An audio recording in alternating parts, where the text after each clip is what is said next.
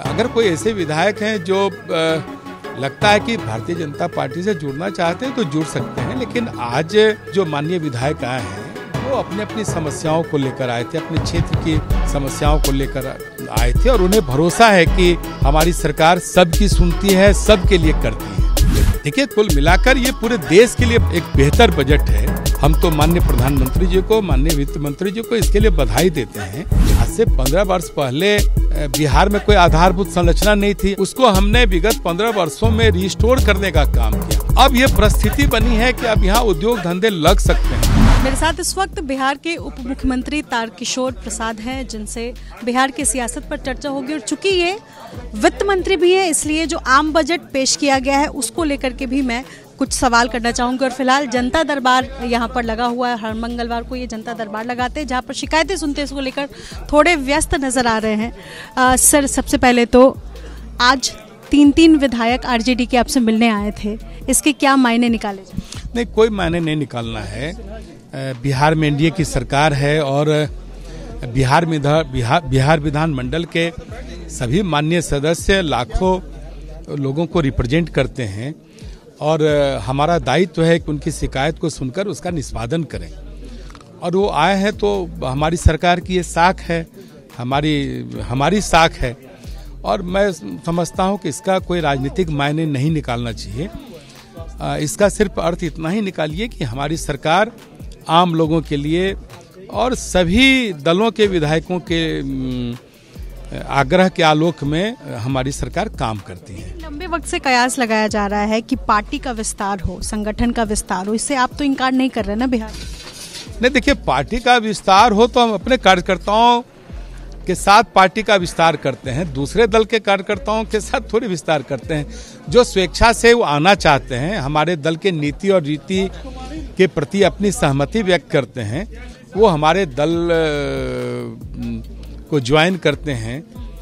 अगर कोई ऐसे विधायक हैं जो लगता है कि भारतीय जनता पार्टी के कार्यशैली से, भारतीय जनता पार्टी की नीति जो सरकार है एनडीए की, उसकी कुछ बातें अगर उन्हें अच्छी लगती है, वो हमारे एनडीए से जुड़ना चाहते हैं, भारतीय जनता पार्टी से जुड़ना चाहते हैं तो जुड़ सकते हैं। लेकिन आज जो हमारे पास जो माननीय विधायक आए हैं वो अपने अपनी समस्याओं को लेकर आए थे, अपने क्षेत्र की समस्याओं को लेकर आए थे और उन्हें भरोसा है कि हमारी सरकार सबकी सुनती है, सबके लिए करती है। उनको भी ये भरोसा है, आरजेडी के विधायकों को? हाँ, क्यों नहीं भरोसा होगा?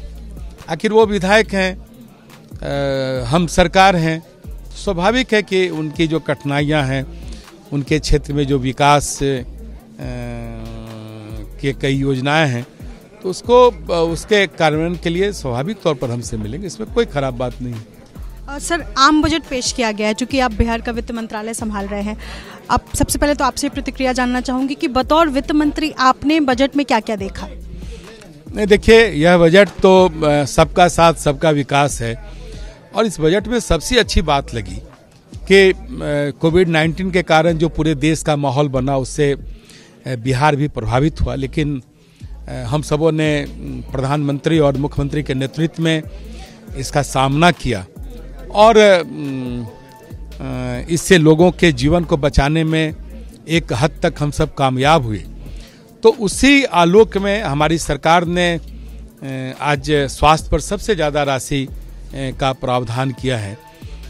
जहां 94,000 करोड़ था, अब वहां पर 2,23,000 करोड़ की राशि का प्रावधान किया गया है और प्रधानमंत्री आत्मनिर्भर स्वस्थ भारत की योजना में हमारे प्रधानमंत्री जी और वित्त मंत्री ने 64,000 करोड़ का प्रावधान भी किया है और कई योजनाओं को गांव तक, टोलों तक पहुंचाने की घोषणा की है।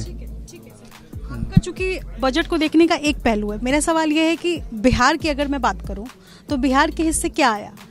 रेलवे, एयरपोर्ट, वेयर हाउस, जिस तरीके से सबको प्राइवेटाइज करने की कल घोषणा की गई है। बिहार में बड़ी संख्या में लोग सरकारी नौकरी की तैयारी करते हैं, खासतौर पर मैं रेलवे की बात कर रही हूँ। आपको नहीं लगता है कि बिहार के जो भविष्य है, जो बिहार में तैयारी कर रहे हैं युवा, उनके लिए ये निराशा है? नहीं, निराशा क्यों होगा? हमारी सरकार ने आत्मनिर्भर बिहार के लिए 7 निश्चय योजना पार्ट 2 की जो हम सबों ने घोषणा की है, उस घोषणा में तो मैंने स्वयं इस बात को दर्शाया है कि हम बेरोजगार नौजवानों की नौकरी की व्यवस्था करेंगे और उसके लिए कई प्रकार की योजनाओं को हम लागू करने जा रहे हैं। तो उन योजनाओं को लागू करेंगे। केंद्र सरकार की अपनी अलग योजना है, केंद्र सरकार के अलग उसके प्रावधान हैं। हम तो अपने स्तर पर इन चीज़ों की घोषणा की। 15 साल से आपकी सरकार है, कारखाने खुले नहीं, इंडस्ट्रीज की शुरुआत हुई नहीं, जो चीज़ें सरकारी थी उसको प्राइवेटाइज। 2005 के पहले को बिहार को आपने नहीं देखा है। आज से 15 वर्ष पहले बिहार में कोई आधारभूत संरचना नहीं थी। हम जो मौलिक चीज़ें हैं, सड़क, स्वास्थ्य, विद्युत, ये सारी चीज़ें कहीं न कहीं खो चुकी थी। उसको हमने विगत 15 वर्षों में रिस्टोर करने का काम किया। अब ये परिस्थिति बनी है कि अब यहाँ उद्योग धंधे लग सकते हैं। अब ये परिस्थिति बनी है कि जो हमारे देश के या विदेश के जो निवेश करने वाले निवेशक हैं वो अब बिहार आ सकते हैं। तो हमने एक आधार दिया, विगत 15 वर्षों में आधार दिया और इधर लगातार कई अलग अलग जो उद्योग घराने हैं वो अभी हमसे हमारी सरकार से मिल भी रहे हैं और वो प्रस्ताव भी दे रहे हैं कि नहीं, अब हम बिहार में उद्योग लगाना चाहते हैं और सारी परिस्थितियां बनी है। हमारी सरकार इसके लिए गंभीर है और निश्चित तौर पर आने वाले दिनों में बिहार में कैसे उद्योग धंधे लगे, हमारे जो बिहार के नौजवान हैं वो कैसे उद्यमी के रूप में रोजगार की प्रारंभ करें, ये सारी चिंता हम सबों की है। 15 साल आधार बनाने में लग जाता है, इसको लेकर तो जो आरोप है उससे तो आप बच नहीं सकते। दूसरा, विपक्ष का ये आरोप है कि ये जो बजट आया है ये देश को बेचने वाला बजट है। इस पर क्या प्रतिक्रिया आपकी रहेगी? कल ही तेजस्वी यादव ने प्रेस कॉन्फ्रेंस किया है, ट्वीट किया, उन्होंने कहा है कि सरकार सिर्फ सभी चीज़ों को बेचने का काम कर रही है और आप कह रहे हैं कि 15 साल में हम आधार अब खड़ी किए और इसके बाद जो है अब कारखाने खुले।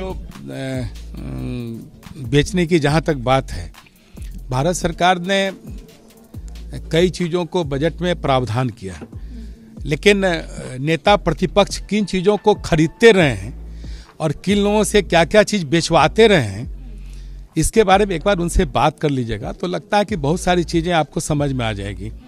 एक्चुअली उनको बेचने और खरीदने का तो परंपरागत पारिवारिक शौक है, तो वो ज़्यादा इस चीज़ को बेहतर ढंग से बताएंगे कि किन चीज़ों को वो खरीदते रहे हैं और किन चीज़ों का निबंधन कराकर रोजगार देते रहे हैं। वो इस प्रकार के रोजगार देने का उनको अभ्यास है कि किसी जो बेरोजगार युवक है तो उसकी ज़मीन को कैसे लिखाकर हम रोजगार मुहैया कराएं, इसके लिए वो जाने जाते हैं। और हम लोग जो आधारभूत संरचना है, जो संसाधन है, जिन संसाधनों से देश खड़ा हो सकता है, हमारा नौजवान एक उद्यम खड़ा कर सकता है, हम उस ओर मुखातिब हैं और उसको हम कर रहे हैं। कुल मिलाकर बिहार के लिए बजट कैसा? देखिए, कुल मिलाकर ये पूरे देश के लिए बजट अच्छा, एक बेहतर बजट है कि इतने झंझावातों से गुजरने के बावजूद भी हमारी सरकार ने किसी प्रकार का कर का बोझ नहीं दिया है। और सबसे जो अच्छी बात लगी, जो हमारे सीनियर सिटीजन्स हैं उनको 75 वर्ष है उसके बाद उन्हें किसी प्रकार का कर नहीं देना है, ये एक बड़ी राहत है। और कई प्रकार की सुविधाओं की घोषणा हमारी सरकार ने बजट में उसका प्रावधान किया है। हम तो माननीय प्रधानमंत्री जी को, माननीय वित्त मंत्री जी को इसके लिए बधाई देते हैं और सभी सेक्टर्स को उन्होंने छुआ है। जब लद्दाख में भी वो केंद्रीय विश्वविद्यालय की घोषणा कर सकते हैं, जो काफ़ी उपेक्षित क्षेत्र था, वहाँ के लिए भी उन्होंने सोचा है। और इस तरह से जो उपेक्षित जितने क्षेत्र हैं सबों के लिए हमारी सरकार ने बजटीय प्रावधान किया है, इसलिए एक अच्छी बात है और इसका स्वागत होना चाहिए। आखिरी सवाल है, मंत्रिमंडल का विस्तार कब होगा? जी, अब माननीय मुख्यमंत्री जी मंत्रिमंडल का विस्तार बहुत जल्द करने वाले हैं और इसमें किसी प्रकार की चिंता करने की आवश्यकता नहीं है। हम लोग जल्द मंत्रिमंडल का विस्तार हमारे माननीय मुख्यमंत्री जी करेंगे।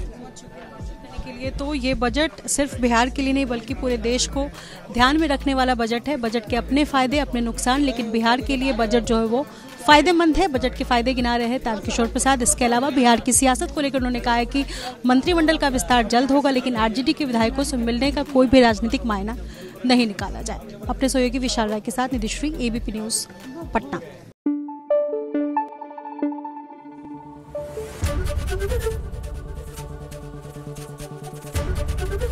एबीपी न्यूज आपको रखे आगे।